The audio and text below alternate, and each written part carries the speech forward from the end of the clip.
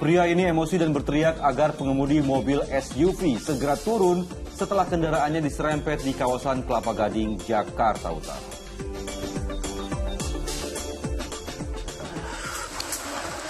Ya Allah, astagfirullahaladzim.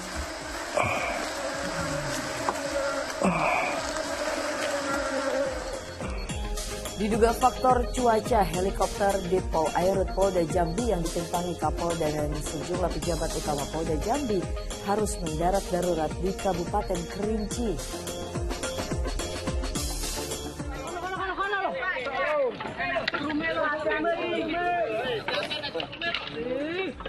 Diduga serbuk petasan meledak, sebuah rumah warga di Kabupaten Blitar, Jawa Timur hancur dan menewaskan 4 orang warga.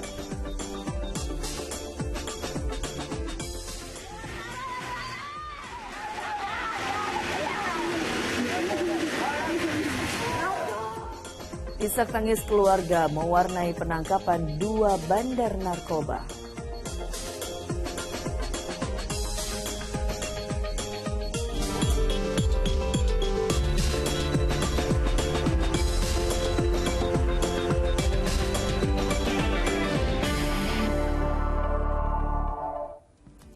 Halo, selamat pagi. Senang sekali saya Dani Maulana. Dan saya Pratiwi Kusuma kembali hadir menjumpai Anda dalam Fokus Pagi kali ini edisi Senin 20 Februari 2023. Ya, TV dan pemirsa, dalam 1,5 jam ke depan kami hadir dengan rangkaian informasi dan peristiwa terbaru yang telah dihimpun tim redaksi kami hingga dini hari tadi. Langsung saja kita awali informasi di Fokus Pagi. Ya pemirsa, diduga serbuk petasan meledak sebuah rumah warga di Kabupaten Blitar, Jawa Timur. Hancur hingga rata dengan tanah. Polisi memastikan kuatnya ledakan telah menewaskan 4 orang dan beberapa orang lainnya terluka serta puluhan rumah warga lainnya ikut rusak.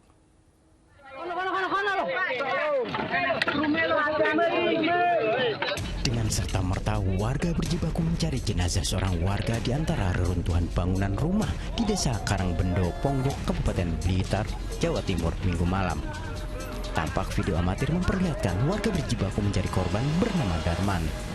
Diduga ledakan serbuk petasan atau mercon menjadi penyebab kejadian ini. Kuatnya ledakan membuat rumah Darman rata dengan tanah. Bahkan ledakan terdengar sangat keras hingga radius 25 km. Akibatnya puluhan rumah warga lainnya pun terkena imbasnya. Korban lainnya ya banyak rumah warga. Ada berapa sebenarnya? Belum terhitung. Puluhan tapi kira-kira. Ya kemungkinan ya puluhan. Kalau ledakannya sendiri dirasakan seperti apa, Pak? Keras atau gimana, Pak? Sangat keras. Untuk ledakan sangat keras dan getarannya pun sampai radius sangat jauh. Polisi dan BPBD yang tiba di tempat kejadian langsung menggelar penyelidikan dengan mengidentifikasi dan evakuasi jenazah.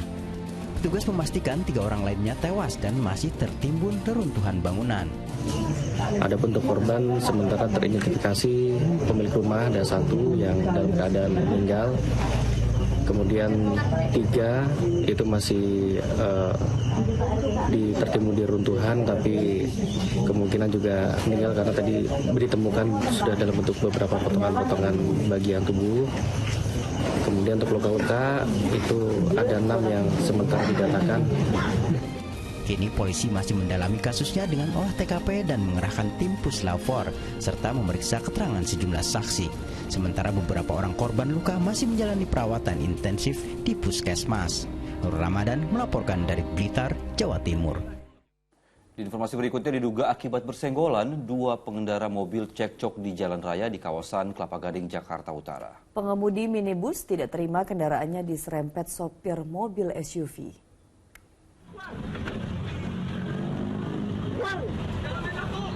Sambil menenteng batu, pria ini dengan emosi berteriak agar pengemudi mobil SUV segera turun usai kendaraannya diserempet di kawasan Kelapa Gading, Jakarta Utara, Minggu siang.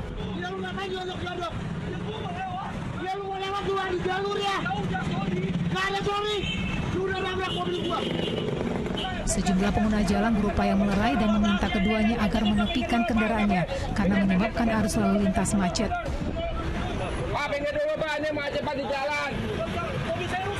Kejadian dipicu lantaran sopir mobil SUV diduga menyerobot antrean kendaraan untuk putar balik hingga menyerempet minibus tersebut. Yang megang batu kemungkinan dia suruh keluar tapi dia nggak mau karena bapak-bapak ya, karena udah tua kan. Dia nyerobos, dia nggak sabar yang nyerobos itu anak muda. Itu karena macet ya kan di belakang, udah dia nyerobos, ngerempet. Nah mungkin bapak itu kesel. Kasus itu kemudian dilaporkan ke Polsek Kelapa Gading untuk dilakukan penanganan. Johan Teruna melaporkan dari Jakarta. Karena hendak pedagang martabak mini keliling bersama gerobaknya tertabrak bus Transjakarta di Klender, Durensawit, Jakarta Timur. Ya, akibatnya pedagang terluka dan gerobak dagangannya hancur berantakan.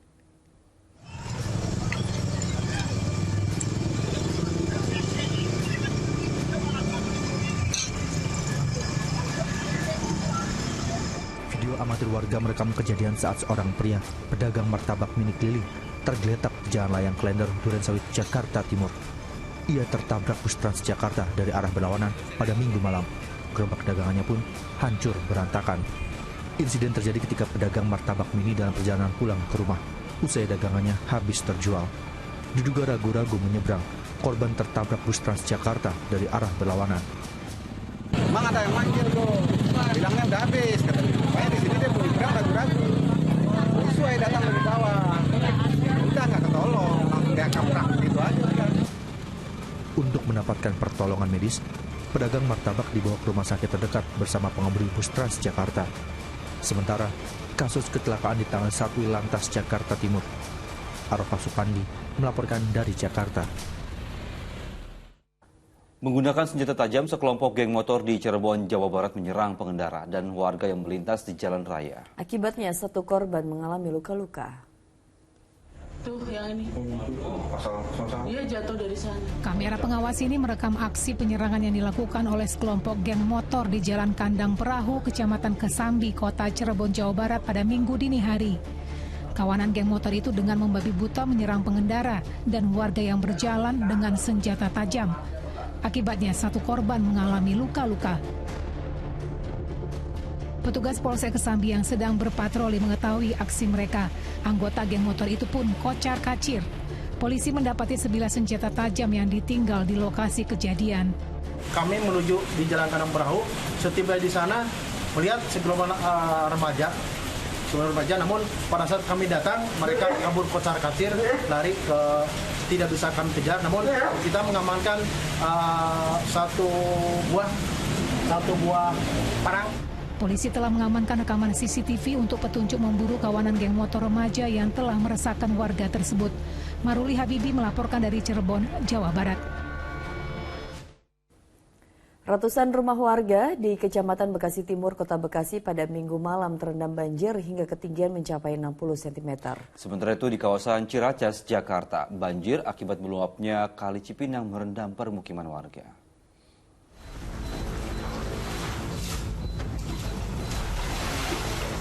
Warga langsung melakukan aksi bersih-bersih usai banjir merendam permukiman di 2 RT di RW 02 Kampung Rambutan, Ciracas, Jakarta, Senin dini hari.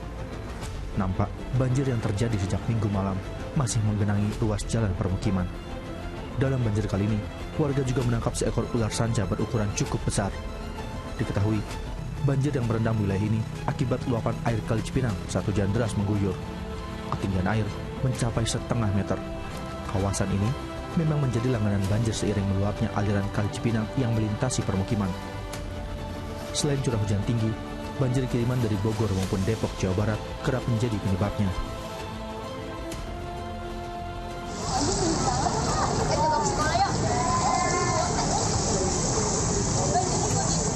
Sementara itu, ratusan rumah di 2 perumahan di Kecamatan Bekasi Timur, Kota Bekasi terendam banjir hingga ketinggian 60 cm Minggu malam. Banjir terjadi setelah wilayah ini diguyur hujan dengan intensitas tinggi pada Minggu sore, hingga membuat saluran air dan Kali Gendong Bekasi Jaya meluap dan merendam 2 perumahan. Meski banjir sudah memasuki bagian dalam rumah, namun warga memilih bertahan di rumah mereka. Hujan, terus salurannya juga mungkin kurang baik itu dari kampung tuh dari air ke sini semua. Padahal di sini juga belum pernah jarang banjir Pak ya sebenarnya. Ya baru hari ini. Baru ini banjir. Nggak begitu. Sementara di perumahan irigasi Danita, 1 unit pompa air dikerahkan guna membuang air dari folder air. Akibat banjir di 2 perumahan tersebut, ratusan kendaraan warga baik roda 2 maupun roda 4 diparkir di pinggir jalan. Tim Liputan melaporkan.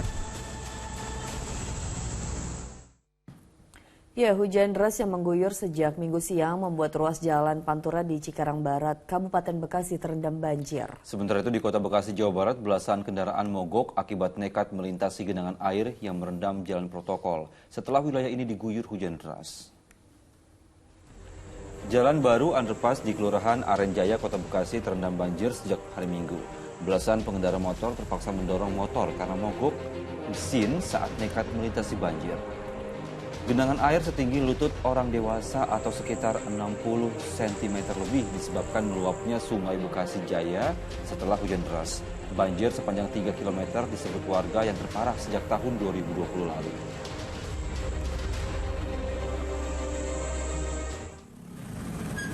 Sementara itu, sejumlah kendaraan yang hendak melintas di Jalan Underpass Jalan Baru Kota Bekasi terpaksa harus memutar arah lantaran jalan yang menghubungkan antar kota Bekasi menuju Kabupaten Bekasi, wilayah utara ini terendam banjir hingga ketinggian mencapai 1 meter lebih. Banjir ini akibat Kali Bekasi Baru yang berada di samping permukiman warga tidak dapat menampung derasnya air hujan hingga tumpah ke jalan dan permukiman. Selain intensitas hujan yang tinggi, banjir disebabkan akibat rendahnya median jalan serta diduga buruknya sistem saluran air di lokasi.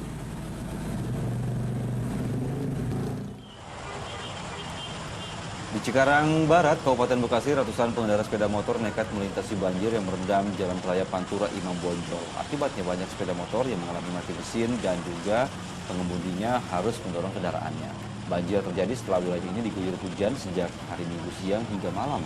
Genangan air diperparah akibat buruknya saluran air di lokasi yang tidak dapat menampung air hujan, sehingga meluap ke badan jalan. Akibatnya arus lalu lintas mengalami kemacetan sepanjang 1 km.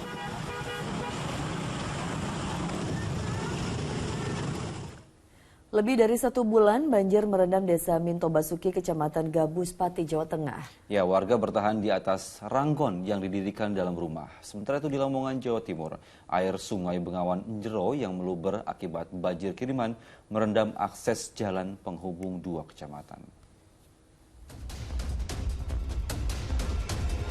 Bak lautan, genangan air membuat jalan poros yang menghubungkan Kecamatan Turi menuju Kali Tengah, Lamongan, Jawa Timur ini tak lagi terlihat. Air Sungai Bengawan Jero, anak Sungai Bengawan Solo, meluber hingga menutup akses jalan sepanjang 3 km. Ketinggian air bervariasi mulai dari 30 cm hingga 50 cm. Kondisi ini membuat aktivitas warga yang hendak keluar masuk desa terganggu. Selain merendam jalan, banjir yang kerap terjadi setiap tahun ini juga menggenangi rumah warga di Dusun Kiringan, Desa Kemlagilor, Kecamatan Turi, Kabupaten Lamongan.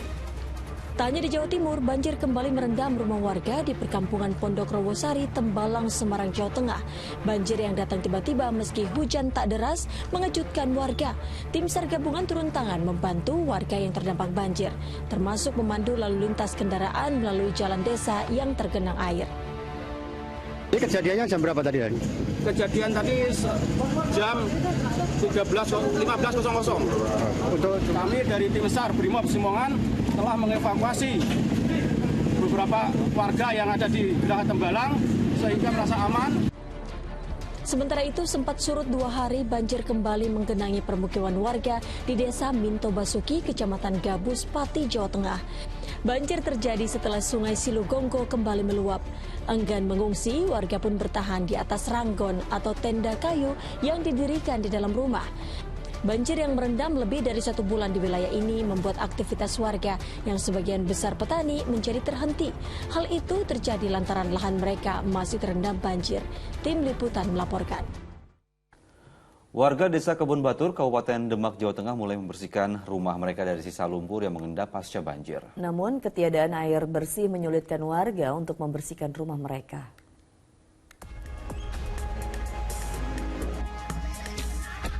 Banjir yang menerjang warga Desa Kebun Batur, Demak, Jawa Tengah mulai membersihkan sisa lumpur yang mengendap di rumahnya Minggu siang.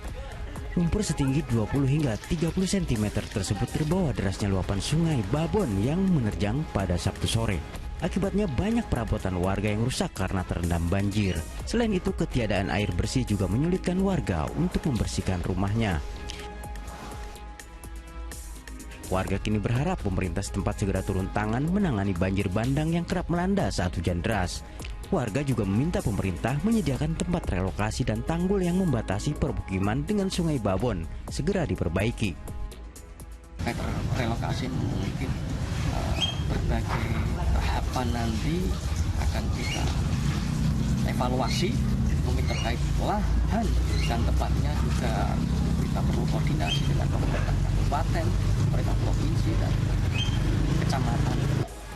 Hingga saat ini sekitar 500 rumah warga masih dipenuhi sampah dan lumpur.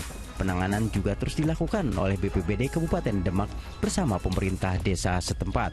Ali Mustagfirin melaporkan dari Kabupaten Demak, Jawa Tengah.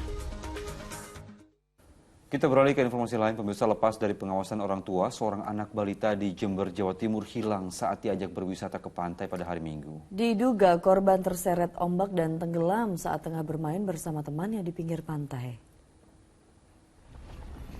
Seorang pengunjung pantai Cemara di Desa Mojomulyo, Jember, Jawa Timur hilang pada Minggu sore. Tim SAR gabungan yang mendapat laporan langsung mendatangi lokasi dan melakukan olah TKP. Korban yang masih berusia 4 tahun sebelumnya terlihat bermain bersama 3 teman sebayanya di pinggir pantai. Peristiwa hilangnya bocah 4 tahun itu baru diketahui setelah teman-temannya berteriak meminta tolong. Tim SAR juga melakukan pencarian dengan menyisir sepanjang bibir pantai. Namun hingga Minggu petang, anak balita malam itu belum berhasil ditemukan. Proses pencarian korban rencananya akan kembali dilakukan pada Senin pagi ini. Bosar, gabungan. Ya pemirsa, usai berkumandangnya azan subuh untuk wilayah ibu kota DKI Jakarta dan sekitarnya, kami akan hadir dengan sejumlah informasi lainnya. Ya, diantaranya salah satu korban merekam sesaat usai helikopter Ditpol Airut Polda Jambi mendarat darurat di Kabupaten Kerinci. Tetaplah bersama kami. Selamat menunaikan ibadah salat subuh untuk Anda warga DKI Jakarta dan sekitarnya. Kini kita lanjutkan informasi di Fokus Pagi. Ya pemirsa, helikopter Ditpol Airut Polda Jambi yang ditumpangi Kapolda dan sejumlah pejabat utama Polda Jambi mengalami insiden hingga harus mendarat darurat di Kabupaten Kerinci. Diduga faktor cuaca membuat heli yang membawa 8 orang itu akhirnya terpaksa mendarat darurat. Ya Allah, astagfirullahaladzim. Video amatir ini direkam oleh salah satu korban sesaat usai helikopter mengalami insiden. Helikopter Ditpol Airut Polda Jambi mendarat darurat di Muaro Emat, Kabupaten Kerinci pada Minggu siang. Heli milik Polri jenis Super Bell tersebut alami kerusakan saat terbang di atas Kabupaten Kerinci. Tidak ada korban jiwa dalam kecelakaan helikopter yang ditumpangi Kapolda dan sejumlah perwira tinggi Polda Jambi itu. Heli yang tadi ditumpangi oleh Bapak Kapolda mendarat darurat di kawasan perbukitan ya, di wilayah Muara Emat. Nah, seluruh penumpang dalam keadaan selamat. Ada luka-luka Pak? Penumpang dalam keadaan selamat. Sedianya heli yang mengangkut 8 orang tersebut hendak menuju ke Kabupaten Kerinci untuk menghadiri peresmian gedung di Polres Kerinci. Dalam perjalanan diduga helikopter mendarat darurat karena faktor cuaca. Hingga Minggu sore tim SAR masih berupaya menuju titik lokasi jatuhnya heli untuk mengevakuasi para korban. Rick Harsen melaporkan dari Kota Jambi, Jambi. Tim SAR telah dikerahkan untuk mengevakuasi Kapolda Jambi dan rombongannya mengalami kecelakaan helikopter di hutan Kerinci. Upaya evakuasi dilakukan baik jalur darat maupun udara. Pasca kecelakaan helikopter yang menimpa Kapolda Jambi dan rombongan, tim SAR dibantu dengan Satuan Brimob Polda Jambi telah diberangkatkan ke lokasi kejadian untuk proses evakuasi. Dengan menggunakan helikopter, tim membawa sejumlah peralatan keselamatan dan bahan pokok. Informasi awal yang kita dapatkan bahwa helikopter terpaksa melakukan pendaratan darurat karena mengalami gangguan terkait dengan cuaca buruk dan jarak pandang serta kabut. Semuanya masih dalam kondisi selamat walaupun ada beberapa orang yang terluka dan diantara mereka juga bisa berkomunikasi dengan kita walaupun kadang-kala ada kesulitan, namun di satu sisi kita telah mengetahui titik koordinat. Proses evakuasi para korban menemui berbagai kendala akibat cuaca buruk dan lokasi kejadian yang sulit dijangkau. Basarnas langsung bergabung dengan tim SAR gabungan. Berapa persen nih Pak? Untuk personil dari Basarnas sendiri kurang lebih 2 orang. Alat apa yang dibawa Bang? Peralatan pertama itu yang kita pakai itu tandu, gitu dari kita, dan juga peralatan sepertinya seperti helm dan lain-lain, terus juga tali untuk wrapping ataupun untuk penyelamatan di ketinggian. Helikopter Ditpol Airut Polda Jambi mendarat darurat di Muaro Emat, Kabupaten Kerinci Minggu siang. Helikopter yang mengangkut Kapolda dan rombongan berjenis Bell 412 SP. Diduga karena cuaca buruk melanda, helikopter yang sedianya menuju Kerinci untuk meresmikan gedung SPKT di Polres Kerinci mendarat darurat di Desa Tamiyai. Rick Harsen melaporkan dari Jambi.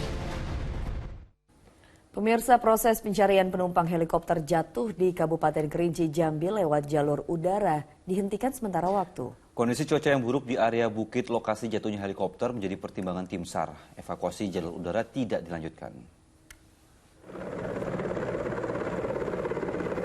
Inilah helikopter yang mengangkut tim SAR gabungan yang akan mengevakuasi Kapolda Jambi beserta rombongan yang menjadi korban kecelakaan helikopter di Kabupaten Kerinci pada Minggu sore. Tapi helikopter terpaksa mendarat di Kabupaten Merangin karena kesulitan menjangkau lokasi kecelakaan.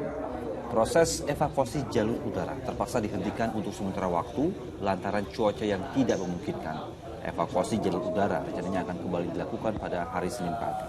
Sementara itu untuk proses evakuasi lewat jalur darat masih terus berlangsung. Tim SAR gabungan dan masyarakat diperkirakan membutuhkan waktu selama 2 hari untuk bisa sampai ke lokasi jatuhnya helikopter. Kontur ataupun vegetasi dari Bukit Barisan TNKS ini kan cukup padat, cukup lebat, sehingga menyulitkan akses untuk melaksanakan drop logistik. Karena juga faktor cuaca juga sekarang kondisi sedang hujan. Visibility tadi kita cek masih di sekitar 4 meter, 5 meter. Sehingga sangat tidak memungkinkan dan risiko sekali untuk teman-teman. Kita beralih ke informasi lain, pemirsa. Puluhan kios di Pasar Cipuan, Pekanbaru Riau hangus terbakar. Sejumlah pedagang menangis menyaksikan kios dan barang dagangan ludes dilalap si jago merah.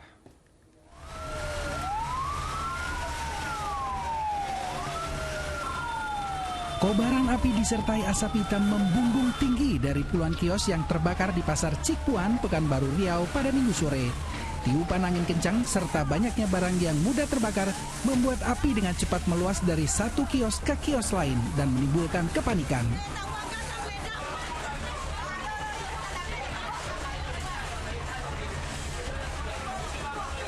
Sejumlah pedagang tak kuasa menahan tangis saat menyaksikan kios dan barang dagangannya ludes dilalap si jago merah. Sedangkan sebagian pedagang lain berupaya menyelamatkan barang dagangannya ke tempat yang lebih aman. Jadi menyebar semua Pak, angin kencang salah ya. Kalau nggak kencangnya nggak nyebar dia. Ada berapa kios nih Pak kemungkinan ini? Banyak. Sebanyak 10 unit mobil pemadam yang diterjunkan berhasil memadamkan api dalam waktu 1 jam. Tadi jam 55 menit, berarti 57 menit sampai sekarang. Laporan saya terima ke aplikasi kita. Nah, hampir 1 jam, ya 1 jam. Sudah seperti ini prosesnya yang kita lakukan. Tidak ada korban jiwa dalam peristiwa itu, namun kerugian ditaksir mencapai ratusan juta rupiah. Sementara penyebab kebakaran masih diselidiki pihak kepolisian. Ahmad Dison melaporkan dari Pekanbaru, Riau. Di informasi berikutnya, pemirsa, kota tua Antakya di Provinsi Hatay, Turki berubah menjadi lautan puing bangunan pasca gempa bermagnitudo 7,8 yang mengguncang Turki. Ya, proses pembersihan puing dilakukan dengan hati-hati mengingat masih ada korban yang belum ditemukan. Berikut laporan selengkapnya oleh reporter Glenn Joshua dari Provinsi Hatay, Turki.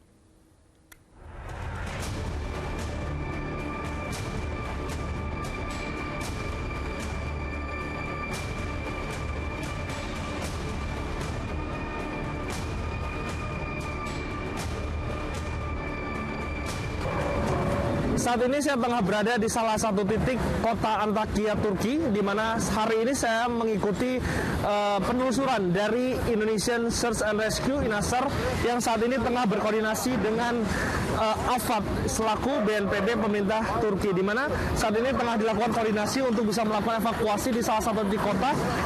Ini merupakan komplek apartemen di kota Antakya. Kita lihat bahwa ada sejumlah alat berat ini terus diterjunkan menjadi senjata utama untuk bisa melakukan pengerukan terhadap puing-puing puing-puing bangunan yang runtuh akibat gempa berkekuatan 7,8. Nanti jika ditemukan adanya jenazah yang tertimbun, Inasar ditugaskan bersama dengan AFAD nanti akan bekerja sama untuk bisa melakukan evakuasi terhadap jenazah tersebut. Situasi seperti ini banyak saya temukan di kota-kota Antakya ataupun di sejumlah titik di kota Antakya. Namun juga memang saya lihat ada sejumlah bangunan yang masih berdiri seperti bangunan di belakang saya ini. Namun memang diyakini bahwa gedung-gedung ini nantinya akan dihancurkan karena kita lihat bahwa mayoritas dari gedung ini meskipun masih berdiri namun mengalami kerusakan ataupun keretakan sehingga sangat rawan rubuh jika nantinya ada gempa susulan. Saat ini tim SAR dan juga tim Inasar masih akan bekerja hingga hari ini sebelum besok nanti akan selesai tugas di Turki dan juga akan kembali ke Indonesia pada pekan ini. Dari kota Antakya, Turki, Glenn Joshua melaporkan.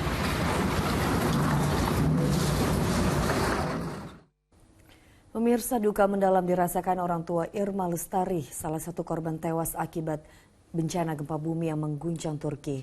1 hari sebelum gempa dahsyat di Turki terjadi, Irma sempat menghubungi ibunya dan berjanji akan membuatkan rumah untuk orang tuanya dari hasil kerjanya di Turki. Baru kita bayarin. Pokoknya anak saya sudah tidak punya hutang. Rena tak kuasa menahan kesedihan saat mengetahui anaknya, Irma Lestari, menjadi salah satu korban tewas akibat bencana gempa bumi dahsyat yang mengguncang Turki pada 6 Februari 2023. Sehari sebelum bencana yang merenggut nyawa anaknya, Irma menghubungi ibunya dan berjanji akan membangun rumah untuk orang tuanya agar mereka tidak lagi tinggal di kamar indekos yang ada di Jalan Sekar Jepun 1 dan Pasar Bali. Irma yang baru 1,5 tahun bekerja di Turki sebagai terapis spa berjanji membiayai pendidikan adik dan kedua anaknya. Adik saya biar bisa kuliah sampai lulus, itu niat saya, makanya saya mau berangkat ke luar negeri, memperjuangin anak saya biar ada beliin sepeda, biar anak saya bisa sekolah. Namun ternyata perbincangan tersebut adalah yang terakhir antara Irma dan ibunya. Sehari setelah mendengar kabar bencana gempa dahsyat di Turki, Irma tak bisa lagi dihubungi. Hingga akhirnya Kedutaan Besar Republik Indonesia di Turki memberi kabar jika Irma ditemukan dalam kondisi meninggal dunia di apartemen kediamannya di kota Diyarbakir beberapa hari lalu. Irma rencananya akan dimakamkan di kampung halamannya di Lombok Barat, Nusa Tenggara Barat. Selain Irma, KBRI di Turki juga mengonfirmasikan satu korban meninggal dunia lainnya, yakni Niwayan Supini, warga negara Indonesia asal Kelungkung, Bali. Jenazah kedua korban rencananya akan diterbangkan ke Indonesia pada 22 Februari 2023 mendatang. Tim Liputan melaporkan. Bupati Mamberamo Tengah nonaktif RHP ditangkap KPK di rumah persembunyiannya di kawasan Sentani, Kabupaten Jayapura pada Minggu sore. Ratusan polisi disiagakan Polda Papua untuk menjaga Makobrimob mengantisipasi pendukungnya. RHP ditangkap setelah KPK mengetahui keberadaannya di wilayah Kabupaten Jayapura. Setelah diringkus, ia langsung dibawa ke markas Brimob Kota Raja. Ratusan polisi disiagakan Polda Papua untuk menjaga Makobrimob mengantisipasi adanya pendukung RHP. Rencananya tersangka akan dibawa ke Jakarta pada Senin dini hari. RHP terjerat kasus korupsi sejumlah proyek pembangunan di Kabupaten Mamberamo Tengah pada tahun 2013-2019. Ia diduga menerima suap sebanyak 24,5 miliar rupiah terkait sejumlah proyek pembangunan. Bersangkutan telah kita bawa ke Makobrimob Polda Papua yang kemudian akan diambil langkah-langkah penyidikan oleh KPK. Saya berulang kali mengatakan bahwa mereka ini adalah tersangka KPK dan tentunya Polri akan membantu apabila diminta untuk melakukan penangkapan.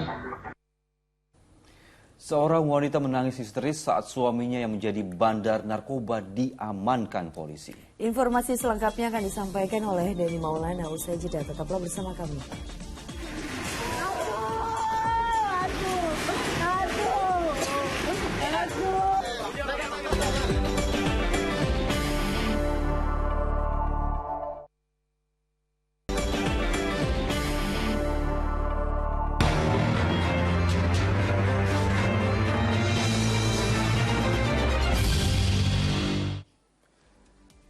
Anda kembali menyaksikan Fokus Pagi bersama saya Dani Maulana dan kini kita masuk ke segmen Fokus Kasus. Kebakaran menghanguskan ruko 2 lantai di Maros, Sulawesi Selatan. Sementara itu di Mamuju, Sulawesi Barat, api menghanguskan 3 ruangan sekolah dasar. Diduga kebakaran akibat korsleting listrik. Kobaran api dengan cepat menghanguskan seluruh isi bangunan ruko gudang plastik dan sarang walet berlantai 2 di Kelurahan Bontowa Mandai, Kabupaten Maros, Sulawesi Selatan Minggu sore. Bangunan ruko berdekatan dengan pemukiman padat penduduk sehingga dikhawatirkan api meluas. Petugas sulit memadamkan api lantaran di dalam bangunan terdapat barang yang mudah terbakar. Petugas akhirnya memadamkan api dari sisi belakang ruko. 18 unit pemadam dikerahkan untuk mengatasi kobaran api. Apa sih Pak? Sudah sampai belum kami tahu apa juga. Yang jelas ini adalah gudang plastik yang ada di daerah sini. Di Dusun Bojo, Kabupaten Baru, Sulawesi Selatan, 2 rumah panggung warga hangus terbakar. Diduga kebakaran akibat adanya korsleting listrik. Kerugian ditaksir mencapai ratusan juta rupiah. Terbakar dan sampai saat ini kami belum tahu apa penyebab sehingga terjadinya. Di Desa Batu, Pannu, Mamuju, Sulawesi Barat, 3 ruangan kelas sekolah dasar ludes dilalap si jago merah. Kobaran api yang membesar membuat panik warga. Sejumlah peralatan belajar mengajar berhasil diselamatkan. Saat kejadian beruntung tidak ada siswa karena hari libur sekolah. Pemadam kebakaran sulit mencapai titik lokasi karena jaraknya yang sempit dan melintasi jalan bebatuan. Belum diketahui pasti penyebab kebakaran, namun diduga akibat arus pendek listrik. Tim Liputan melaporkan. Ya, pemirsa, Satuan Reserse Kriminal Polrestabes Medan menangkap 3 dari 5 orang begal bersenjata tajam yang mengambil motor milik Pak Sutri di kawasan Jalan Gabus, Medan Area, Sumatera Utara. Sementara itu, 2 begal lain masih dalam pengejaran petugas.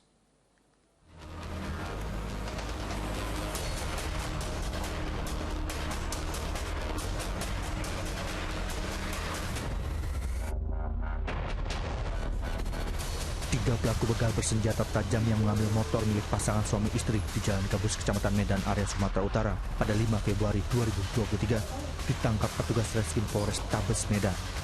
Polisi terlebih dahulu menangkap SL di kawasan Kecamatan Medan Tembung. Sementara 2 pelaku lainnya ditangkap di kawasan Siak, Riau 2 hari setelah penangkapan SL. Aksi pencurian dan kekerasan ini dilakukan oleh 5 orang. Pihak kepolisian berhasil menangkap 3 orang pelaku, sementara 2 orang lainnya masih dalam pengejaran.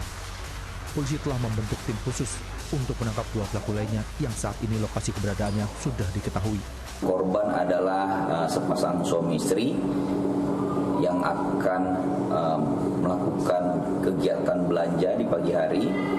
Kemudian dilakukan pencurian dengan kekerasan oleh 3 orang pelaku dengan menggunakan senjata tajam jenis parang.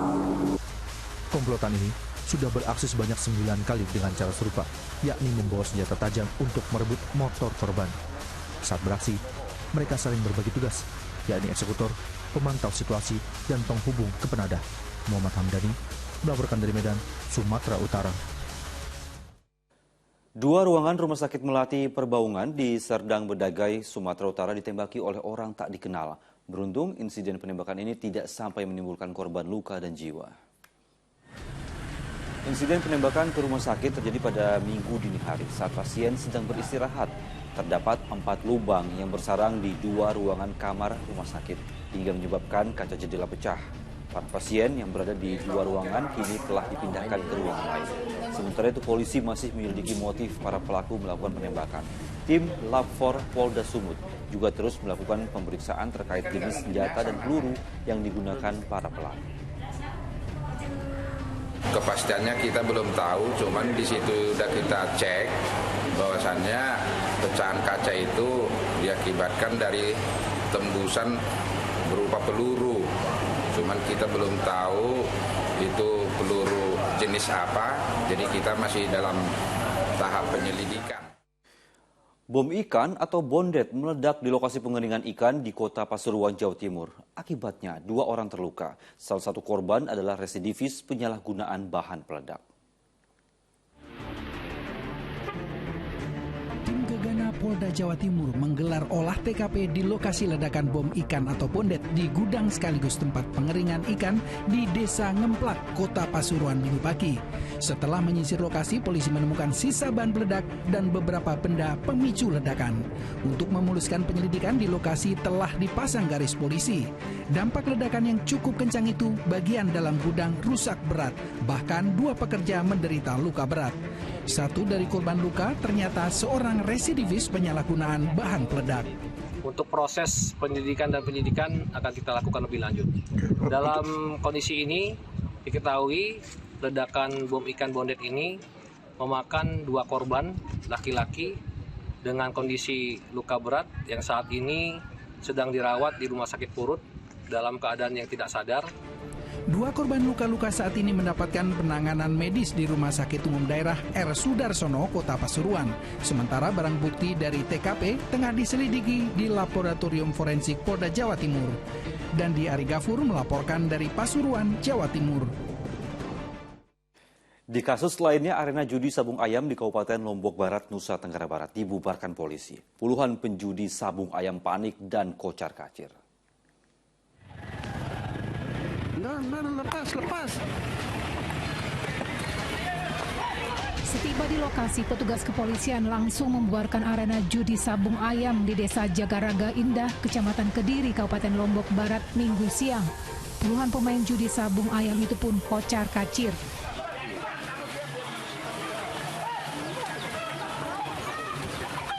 Ajang judi sabung ayam di permukiman ini sangat meresahkan warga sehingga dilaporkan ke polisi.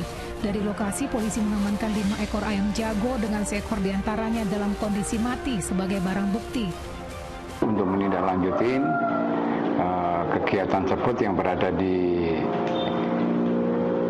Dusun Karanglamper, Desa Jagaraga Indah, Kecamatan Kediri, Kabupaten Lombok Barat, yang dimana ada kegiatan masyarakat hajatan yang dirangkaikan dengan kegiatan sambung ayam. Polisi hanya mengenakan sanksi pembinaan terhadap pihak penyelenggara dan meminta menandatangani surat perjanjian untuk tidak mengulang perbuatannya. Riyadi Sulhi melaporkan dari Kabupaten Lombok Barat, Nusa Tenggara Barat. Diduga bandar narkoba, seorang pria di Tulang Bawang, Lampung diringkus. Pembeli sabu-sabu dari terduga pelaku juga turut diamankan.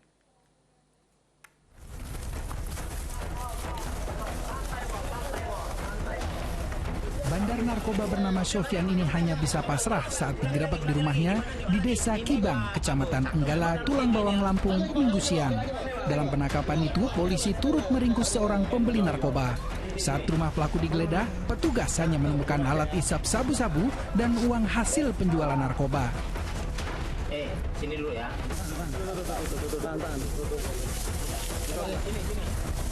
Sementara sabu-sabu milik Sofyan ditemukan di dalam sebuah tas di kebun belakang rumah, lantaran pelaku sempat membuangnya saat sebelum digerebek.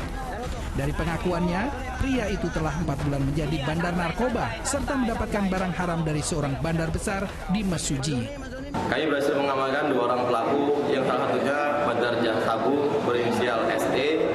Setelah kami amankan, kami berhasil mengamankan barang bukti berupa 1 bungkus kantong kecil yang berisikan narkotika jenis sabu seberat 0,26 gram dan berbagai plastik klip yang akan dipakai untuk membungkus sabu tersebut. Polisi masih mengembangkan kasus ini dan memburu bandar besar pemasok sabu-sabu kepada Sofyan. Atas perbuatannya, kedua tersangka terancam hukuman 20 tahun penjara. Ari Susanto melaporkan dari Tulang Bawang, Lampung. Ya, pemirsa, pencuri motor yang kerap beraksi di wilayah Kabupaten Pandeglang dan Kota Cilegon, Banten ditangkap petugas. Selain mengamankan 5 unit kendaraan, polisi juga menangkap 2 penadah hasil curanmor. Satreskrim Polres Pandeglang menangkap pencuri motor yang kerap beraksi di wilayah Kabupaten Pandeglang dan Kota Cilegon, Banten. Pelaku ditangkap di rumahnya di Desa Patia. Petugas juga menangkap 2 penadah barang hasil curian dan menyita 6 motor. 1 motor hasil curian biasa dijual antara 3 juta hingga 4 juta rupiah per unit. Pelaku biasa melakukan pencurian bersama 1 temannya yang saat ini masih diburu oleh polisi. Atas perbuatannya, pencuri motor dan penadah motor curian terancam hukuman penjara 7 dan 4 tahun. Yang yang mana pada malam hari ini kita berhasil mengamankan 1 orang pelaku pencurian di daerah Patia, kemudian 2 orang penadah yang masing-masing diamankan di wilayah Patia dan juga di wilayah Panimbang. Dari hasil pengembangan tim Resmo Polres Pandeglang, kita berhasil mengamankan 6 unit sepeda motor, masing-masing diamankan di wilayah Cigelis. Di peristiwa lainnya, sesosok jasad bayi perempuan ditemukan di pinggir kolam ikan warga di Sleman, Yogyakarta. Keberadaan bayi dapat diketahui warga setelah tercium aroma tak sedap di sekitar lokasi.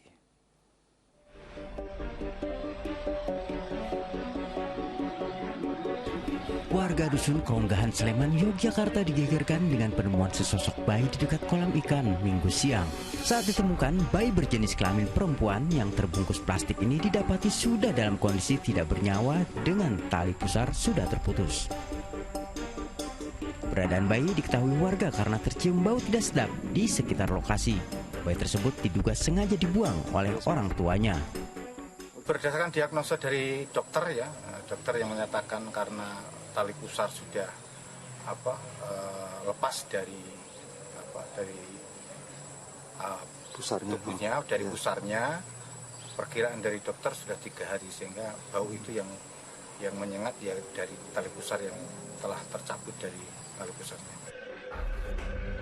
Usai dievakuasi, jasad bayi langsung dibawa ke Rumah Sakit Bayangkara Kalasan Sleman untuk dilakukan visum.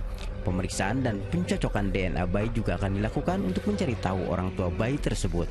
Wahyu Diono melaporkan dari Sleman, Daerah Istimewa Yogyakarta. Kita kembali jeda sejenak, pemirsa. Fokus Pagi akan hadir dengan sejumlah informasi lain. Di antaranya adalah resah dengan hilangnya sejumlah anak sapi yang dilepas liarkan bersama induknya di kawasan hutan. Warga menangkap seekor ular yang diduga memangsa sapi. Informasinya akan disampaikan oleh Pratiwi Kusuma sesaat lagi hanya di Fokus Pagi. Selesai. Pas kepala. Selesai bola.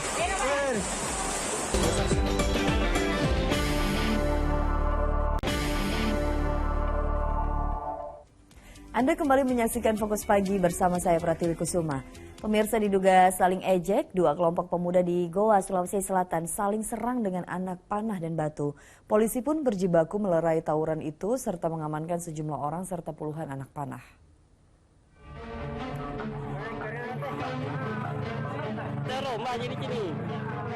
Saling serang dengan anak panah dan batu terjadi di Jalan Poros Tanggala, Barongbong, Kabupaten Goa, Sulawesi Selatan. Tawuran melibatkan 2 kelompok pemuda dari 2 desa berbeda di wilayah tersebut. Diduga saling ejek menjadi penyebab pertikaian mereka pada Minggu dini hari tersebut. Polisi pun berjibaku untuk melerai pertikaian kedua kelompok, diantaranya dengan menyisir tempat kejadian dan mengamankan 4 orang remaja. Petugas juga menyita puluhan anak panah sebagai barang bukti. Selanjutnya, Minggu siang polisi menggelar mediasi dengan warga dari 2 desa berbeda itu untuk mencegah kejadian susulan. Kedua kelompok tersebut sementara lakukan saling serang. Ada yang menggunakan batu dan ada yang menggunakan anak panah. Kalau boleh tahu pemicunya apa sampai terjadi perang 2 antar desa? Untuk pemicunya sementara kami dalami karena ada 2 orang yang disebutkan namanya. Kami dalami dulu motivasinya itu apa. Namun 2 orang itu sementara sudah kami identifikasi dan 1 orang sementara berada di Polsek. Hingga saat ini 4 remaja masih dalam pemeriksaan penyidik Polsek Barongbong. Polisi juga telah berhasil mengidentifikasi dan sedang mengejar 2 orang lainnya yang diduga provokator. Andi Muhammad Sardi melaporkan dari Kabupaten Goa, Sulawesi Selatan. Sebuah mobil sedan terguling di Jalan Ahmad Yani, Kota Bekasi, Jawa Barat. Akibatnya sopir luka-luka dan harus menjalani perawatan di rumah sakit. Dari video amatir warga, mobil sedan ini terjungkal di depan sebuah pusat perbelanjaan di Jalan Ahmad Yani, Kota Bekasi, Jawa Barat, Senin dini hari. Sopir yang belum diketahui identitasnya mengalami luka dan dalam penanganan medis di rumah sakit. Penyebab pasti kecelakaan belum diketahui dan masih dalam penyelidikan polisi. Dugaan sementara ban sebelah kiri pecah hingga kendaraan oleng dan kemudian menabrak bagian belakang taksi hingga mobil terguling.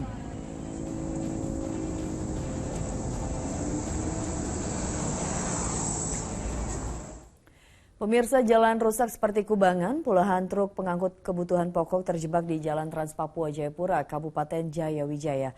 Kondisi itu sudah terjadi sejak bulan Desember 2022 lalu.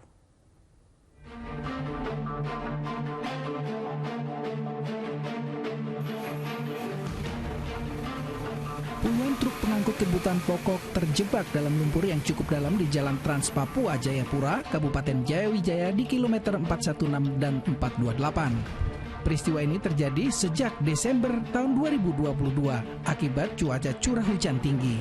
Mencegah semakin banyak truk yang terjebak, Balai Jalan PUPR Wamena akan menutup jalan tersebut. Tadi kami sudah rapat bersama dengan para penyedia jasa, 2 kontraktor atau penyedia jasa yang ada di LLI Mamberamo 3 dan LLI Mamberamo 4. Kami sudah sepakat bersama mulai dari besok sampai tanggal 22 itu kami harus keluarkan semua truk-truk angkutan umum yang sedang masih terjebak. PUPR Wamena akan menggerakkan beberapa unit alat berat untuk memperbaiki jalan berlumpur itu agar satu-satunya ke wilayah Pegunungan Tengah difungsikan lagi. Riantone melaporkan dari Wamena, Provinsi Papua Pegunungan. Di informasi lainnya, pemirsa, ribuan ikan di Danau Ranau, Kabupaten Oku Selatan, Sumatera Selatan ditemukan mabuk dan muncul di permukaan air. Diduga penyebab ikan mabuk akibat air danau terkontaminasi belerang dari Gunung Seminung.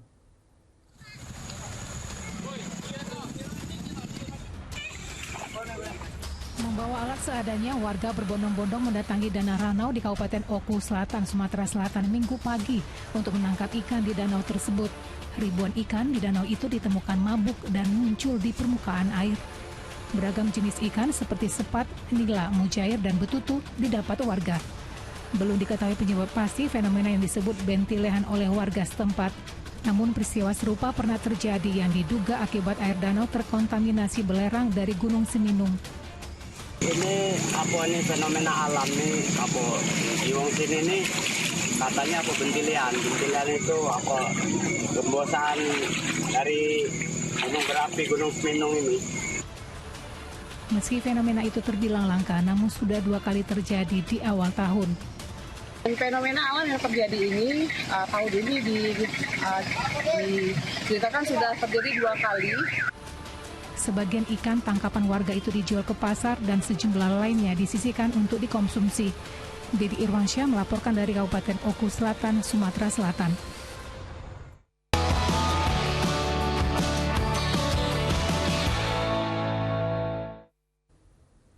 Dari informasi pasar, pemirsa, telitilah saat membeli minyak goreng kemasan, utamanya subsidi pemerintah. Di Sragen, Jawa Tengah ditemukan sedikitnya 1.800 kemasan minyak goreng curah yang dikemas seolah-olah minyak subsidi pemerintah, Minyak Kita. Sekilas, minyak goreng dalam kemasan botol ini bisa saja diduga minyak goreng subsidi pemerintah merek Minyak Kita. Namun jika diteliti, minyak goreng kemasan tersebut bukanlah Minyak Kita. Dijual dengan harga Rp16.000 per liter, Minyak Kita palsu ini ditemukan di Sragen, Jawa Tengah. Temuan ini segera diuji di laboratorium guna mengetahui kandungannya. Ini minyak curah dikemas menjadi kemasan botol. Nah, ini palsu, tempelan. Ya. Nah, ini masyarakat agar aware lah ya. Kita mengimbau agar masyarakat itu menjadilah konsumen yang cerdas dalam mereka membeli. Karena kita lihat harganya pun di 16.000. Atas temuan tersebut, Satgas Pangan Polda Jawa Tengah masih melakukan pengembangan guna mencari produsen minyak kita palsu tersebut. Jelas kita akan tindak lanjuti, kita akan kejar, cari siapa produsennya, kemudian distribusinya kemana saja.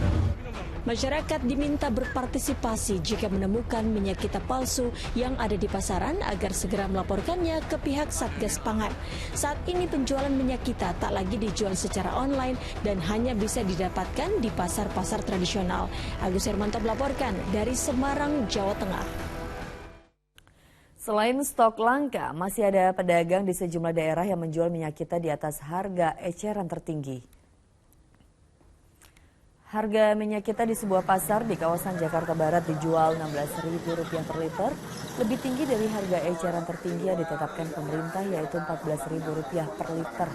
Hal ini terpaksa dilakukan pedagang karena agen pun menjual kepada mereka dengan harga Rp15.000 per liter.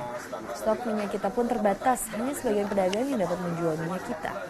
Itu harganya kan bagus, tapi gimana saya ngambilnya bagi atas saya. Sementara itu di pasar tradisional Rangkas Bitung, Kabupaten Lebak, Banten, sejumlah kios pedagang telah menjual minyak kita. Padahal dalam beberapa hari sebelumnya minyak kita langka dan menghilang di pasaran. Walaupun demikian, harga jualnya masih melebihi HET yang diatur oleh pemerintah. Saat ini rata-rata minyak kita dijual di kisaran Rp15.000 sampai Rp16.000 per liter. Di Pasar Amlapura Timur, Pasar Karang Sokong, dan Pasar Tradisional Rubaya Karangasem, Bali, minyak kita dijual Rp18.000 per liternya. Sejumlah pedagang mengaku harga yang mereka peroleh dari distributor sebesar Rp16.900 per liter. Di tengah kenaikan harga minyak goreng kemasan non-subsidi, minyak goreng curah dan minyak kita paling banyak diburu masyarakat karena harganya lebih murah.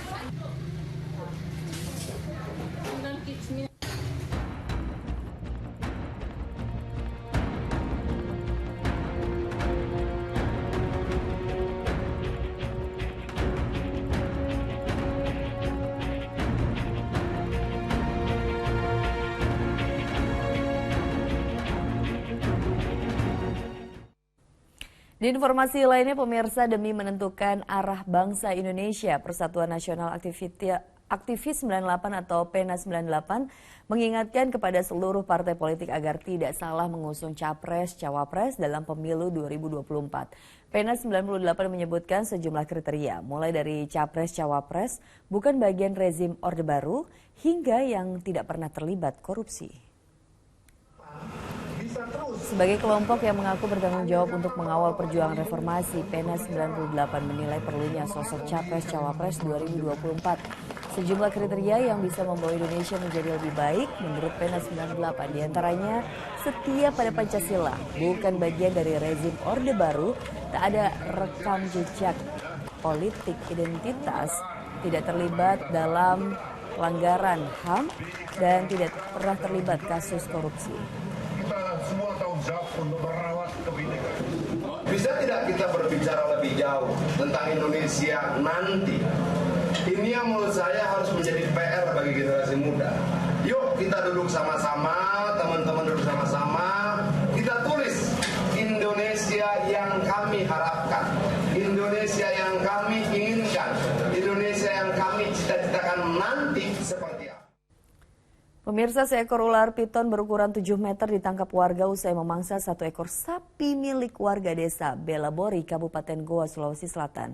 Sebelumnya, warga diresahkan dengan hilangnya sejumlah anak sapi yang dilepas liarkan bersama induknya di kawasan hutan Kecamatan Parangloe. Itu kepalanya.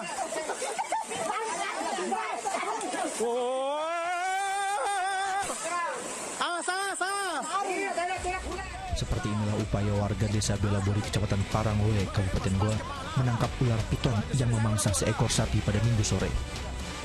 Warga sempat kesulitan menangkap reptilia itu, lantaran ular piton bersembunyi di semak belukar. Selesai. Pas kepala. Selesai bola. Besar sekali, Bang.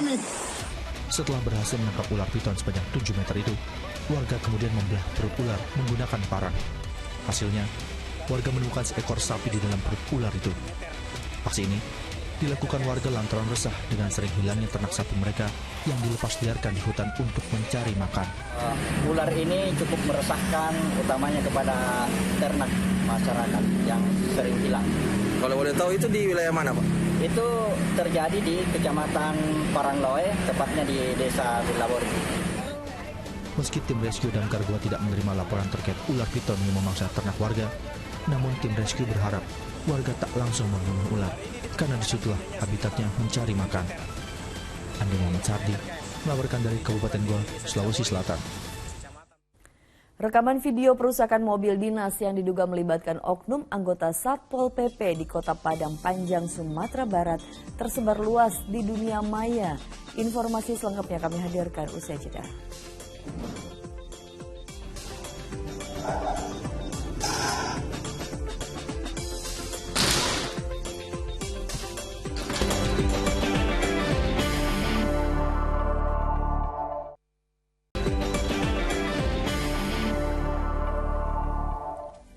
Anda kembali menyaksikan Fokus Pagi bersama saya Dani Maulana. Dan saya Pratiwi Kusuma. Kita lanjutkan informasi di pagi hari ini. Pemirsa, perusakan mobil dinas yang diduga melibatkan oknum anggota Satpol PP di Kota Padang Panjang, Sumatera Barat menyedot perhatian masyarakat luas dan jagat maya. Oknum itu sengaja menabrakkan mobil dinas ke tiang bangunan berulang kali.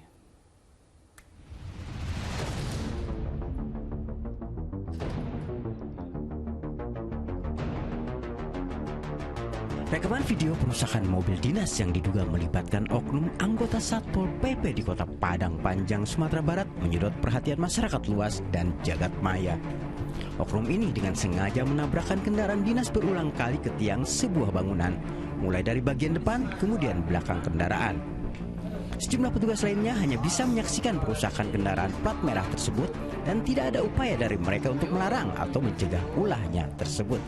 Perusakan mobil double kabin tahun 2018 ini pun banjir kecaman dan keprihatinan di media sosial.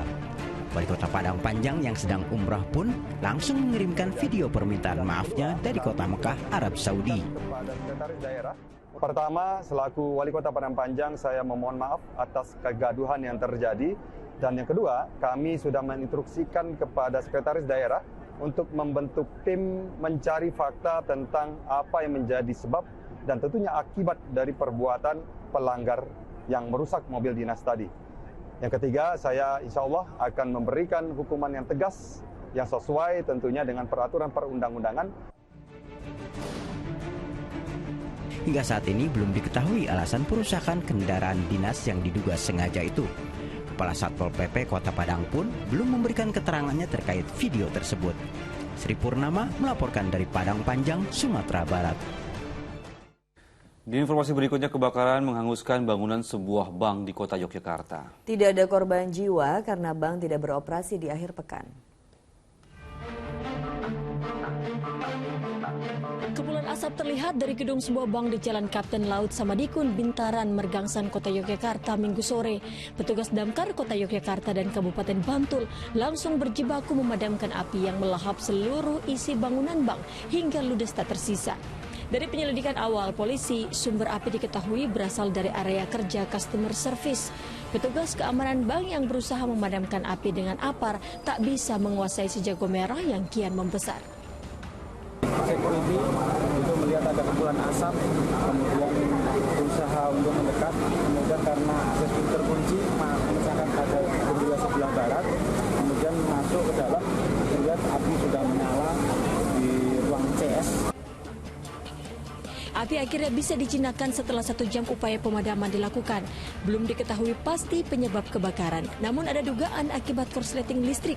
Tidak ada korban jiwa dalam kejadian ini mengingat bank tidak beroperasi di akhir pekan. Nasrul Nasik melaporkan dari Kota Yogyakarta, Daerah Istimewa Yogyakarta. Kita ke informasi lain, pemirsa. Timnas Indonesia U20 gagal memetik kemenangan di laga kedua turnamen mini 2023. Ya, Arkan Fikri dan kolega dipaksa menyerah dari Selandia Baru 1-2.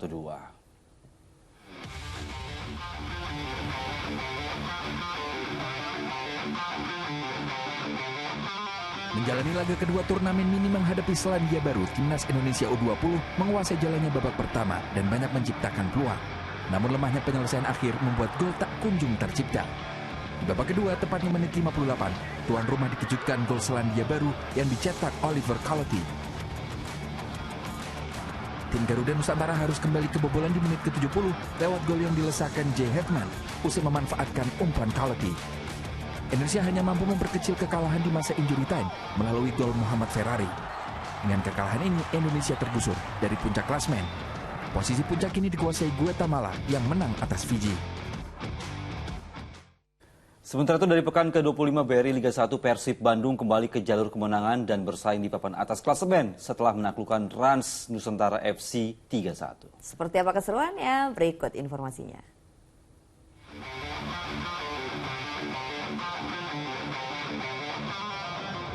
Sengitnya persaingan di papan atas klasmen BRI Liga 1 membuat Persib Bandung bermain menyerang saat melawan Rans Nusantara FC di Stadion Pakansari Kabupaten Bogor Minggu sore.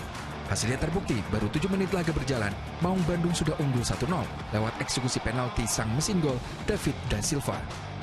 Dominasi Persib terus berlanjut di babak pertama. Tim besutan Luis Mia itu mencetak gol kedua lewat tendangan keras Ciro Alves. Maung Bandung makin unggul jauh menjadi 3-0 di babak kedua, tepatnya menit ke-54. Pemain Rans Vinky Pasamba salah mengantisipasi umpan Rezal Dehehanusa dan bola malah masuk ke gawang sendiri. Unggul jauh, Persib sedikit mengendurkan serangan. Hal itulah yang dimanfaatkan Rans untuk memperkecil kekalahan. Umpan silang Edo Febriansyah berhasil dimaksimalkan oleh Yanis Bombo untuk menjadi gol. Skor 3-1 untuk kemenangan Pangeran Biru bertahan hingga akhir laga. Dengan kemenangan ini, Persib sukses menggusur Persija dari urutan 2 klasmen. Sedangkan Rans Nusantara tak beranjak dari dasar klasmen. Pemirsa, Ketua Umum PSSI Erick Thohir siap memberikan sanksi kartu merah sekaligus memerangi mafia sepak bola di Indonesia. Untuk mengungkap sekaligus menyeret oknum mafianya ke jeruji besi, PSSI akan menggandeng Polri. Dalam konferensi pers penegakan hukum pengaturan skor, Erick Thohir menyebut dirinya akan bersih-bersih di dunia sepak bola tanah air. Ketua Umum PSSI mengungkap langkah-langkah agar match fixing tidak terjadi lagi, diantaranya dengan memberantas mafia bola. Sebab mafia bola merusak citra sepak bola di Indonesia. PSSI sedianya menggandeng Polri untuk memberikan hukuman serius kepada mafia bola agar persepak bolaan di Indonesia lebih adil dan bersih. Pemberantasan pengaturan skor ini tidak cukup kita bicara saja. Karena itu tentu PSSI bersama FIFA ini terus menjaga momentum bagaimana kita bersepakat, nanti disampaikan oleh FIFA, mengambil keputusan worldwide sanction. Artinya ketika kita menghukum individu yang bermain di Indonesia, ini berlaku di seluruh wilayah FIFA. Pemirsa, Partai Demokrasi Indonesia Perjuangan kembali menggelar rangkaian kemeriahan HUT ke-50 partai, juga bertepatan dengan hari ulang tahun ke-70 Ketua Umum PDIP Megawati Soekarno Putri di Kabupaten Lebak, Banten. Ya, dalam kesempatan tersebut, Menteri Koperasi Teten Mas Duki dinobatkan sebagai kader PDIP.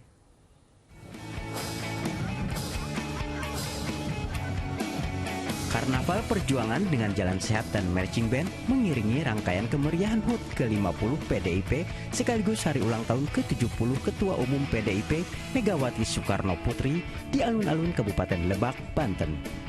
Sambutan acara membakar semangat bagi pegiat bersih-bersih lokasi wisata yang dihadiri Sekretaris Jenderal PDIP Hasto Kristianto, Ketua DPD Banten Ade Sumardi, PLT Gubernur Banten Al Mukhtabarat, anggota DPR RI Perjuangan dari fraksi PDIP Rano Karno, serta sejumlah politisi PDIP lainnya. Sini ada Museum Multatuli dan kemudian sejarah PDI Perjuangan di Banten juga dimulai dari Lebak ini.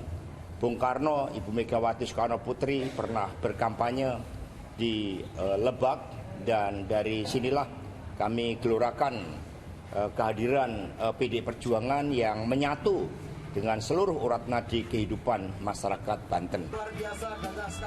Di penghujung pidato pemaparan 4 poin strategi politik yang diusung PDIP di Banten, Hasto Kristianto secara simbolis menobatkan Menteri Koperasi Teten Mas Duki sebagai kader partai.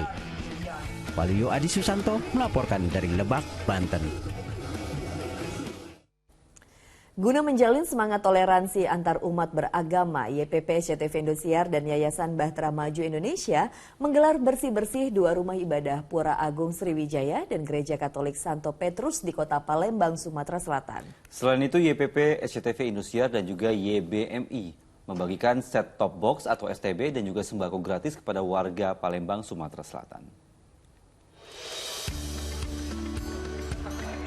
Secara simbolis, Sekretaris Korporat SCTV Indosiar Gilang Iskandar membagikan set-top box STB dan sembako gratis kepada warga Palembang, Sumatera Selatan. Turut hadir menyaksikan acara pembagian tersebut Menteri Perhubungan Budi Karya Sumadi, perwakilan YPP SCTV Indosiar dan YBMI Dwi Fajar Erhan.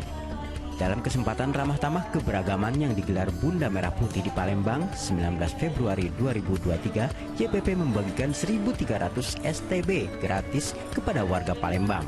Sebelumnya, MTEK Group melalui SCM juga telah membagikan 6.263 STB di 3 kecamatan. Secara nasional, MTEK Group telah membagikan sekitar 90.000 STB gratis. YPP juga menyalurkan sebanyak 300 paket sembako kepada masyarakat yang merupakan rangkaian program YPP dan YBMI selama 2 pekan di Palembang. Di antaranya kegiatan bersih-bersih di 60 lokasi sekolah dan tempat ibadah. Kita membagikan STB dan sembako karena memang ini banyak yang memerlukan. Ya. Pertama, STB ini terkait dengan rencana untuk analog switch off. Kota Palembang rencana tanggal 20 Maret 2023 akan dilaksanakan ASU, dan kita ingin supaya masyarakat jangan kehilangan tontonan, terutama SCTV Indosiar. Sementara kegiatan bersih-bersih YPP SCTV Indosiar dan YBMI berlangsung di Pura Agung Sriwijaya di Jalan Seduduk Putih Kota Palembang, juga melibatkan pengurus pura. Bersih-bersih juga menyasar Gereja Katolik Santo Petrus Paroki Sako Kenten di Jalan Betawi Raya, Lebong Gajah, Kota Palembang, Sumatera Selatan. Kegiatan bersih-bersih ini sebagai wujud toleransi serta kerukunan antar umat beragama. Tidak hanya kegiatan bersih-bersih, YPP SCTV Indosiar dan YBMI juga membantu alat kebersihan yang diserahkan kepada pengurus rumah ibadah di Palembang. Januar Ikhrom melaporkan dari Palembang, Sumatera Selatan. Pemirsa, siapa yang bilang kuli bangunan tidak bisa menjadi pengusaha? Andi Setiawan, warga Klaten, dulunya adalah kuli bangunan. Nah, keisengannya membuat kerajinan gelas dari limbah bambu ini berbuah manis. Ya, ini tidak hanya menghasilkan jutaan rupiah, kini dirinya bisa mempekerjakan warga sekitar. Dan inilah berani berubah dari kuli bangunan jadi pengusaha gelas.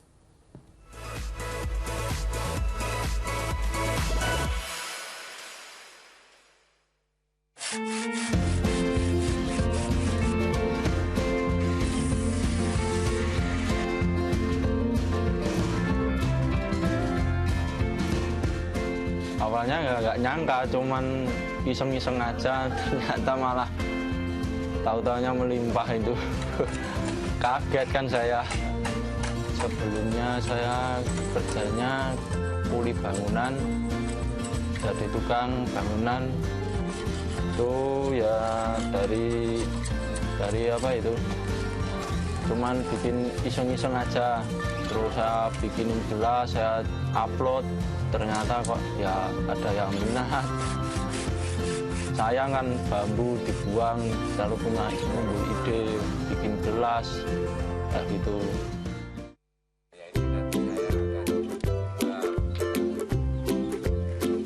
Ya soalnya di proyek itu kan udah nggak ada kerjaan, udah sepi, apalagi musim hujan.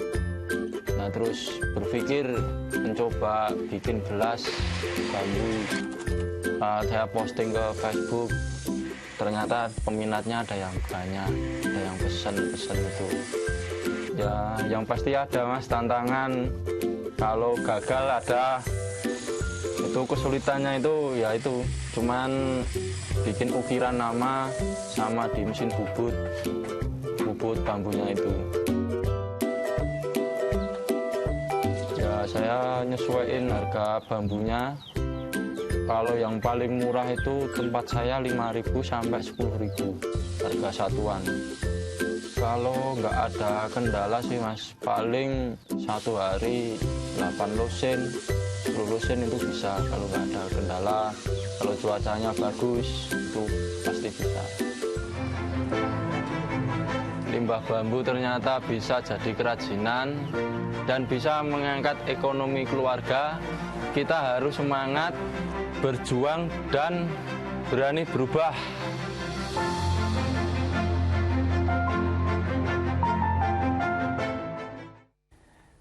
Ya pemirsa, usai sudah Fokus Pagi hari ini. Setelah Fokus Pagi, jangan lewatkan untuk menyaksikan program Panggilan. Ya, mewakili tim redaksi dan kerabat kerja yang bertugas, saya Pratiwi Kusuma. Dan saya dari Maulana pamit undur diri. Selamat pagi, selamat beraktivitas, jaga kesehatan selalu, dan sampai jumpa.